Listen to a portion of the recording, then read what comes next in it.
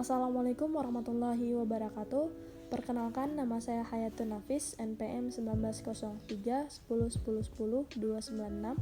Pada kesempatan kali ini, saya akan menyampaikan berita tentang kasus pelanggaran HAM atas kematian 4 laskar FPI pada 7 Desember 2020, dan berikut kronologinya. Pada 7 Desember 2020, polisi menembak mati kelompok yang diduga pendukung Habib Rizik Syihab di Jalan Tol Jakarta Cikampek. Sedikitnya ada 4 orang tewas ditembak polisi karena melawan petugas dengan senjata api dan senjata tajam. Peristiwa penembakan yang dilakukan jajaran kepolisian Polda Metro Jaya terhadap 4 laskar khusus FPI terjadi karena diduga 10 orang laskar FPI memepet mobil petugas dan diduga menembak senjata api kepada petugas kepolisian. Oleh karena itu, petugas pun memberikan tindakan tegas dengan melakukan tembakan kembali. Alhasil, polisi pun menembak mati 4 dari 10 orang pada peristiwa tersebut. Komisi Nasional Hak Asasi Manusia atau Komnas HAM mengumumkan hasil penyelidikan atas kasus tewasnya 4 laskar FPI. Komnas HAM pun menyebutkan penembakan 4 laskar FPI diantaranya sebagai pelanggaran HAM.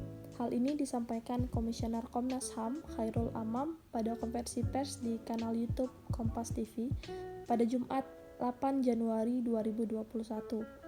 Komnas HAM juga merekomendasikan kasus kematian 4 laskar FPI dibawa ke jalur hukum pengadilan. Komnas HAM merekomendasikan kasus ini harus dilanjutkan ke penegakan hukum.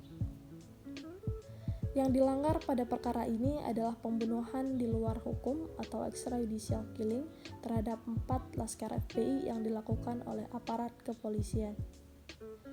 Menurut saya, tewasnya 4 laskar FPI tersebut jelas merupakan pelanggaran HAM karena seperti yang kita ketahui bahwa polisi tidak dimungkinkan untuk menembak kecuali dalam keadaan terpaksa. Pemerintah tidak boleh mengabaikan penegakan hukum dan keadilan terkait tewasnya 4 laskar FPI pada kasus tersebut. Dan sebagai negara demokrasi yang berasas atas hukum, pemerintah wajib menjamin adanya proses pengadilan bagi pelaku dan dalang eksekusi pembunuhan tersebut. Indonesia adalah negara demokrasi dan negara yang menghargai hak asasi manusia, tetapi jika kasus penembakan mati laskar FPI tersebut dibiarkan, maka akan menjadi suatu presiden yang sangat buruk bagi masa depan kita, bagi negara yang mengakui hak asasi manusia, dan bagi negara yang menganut sistem demokrasi.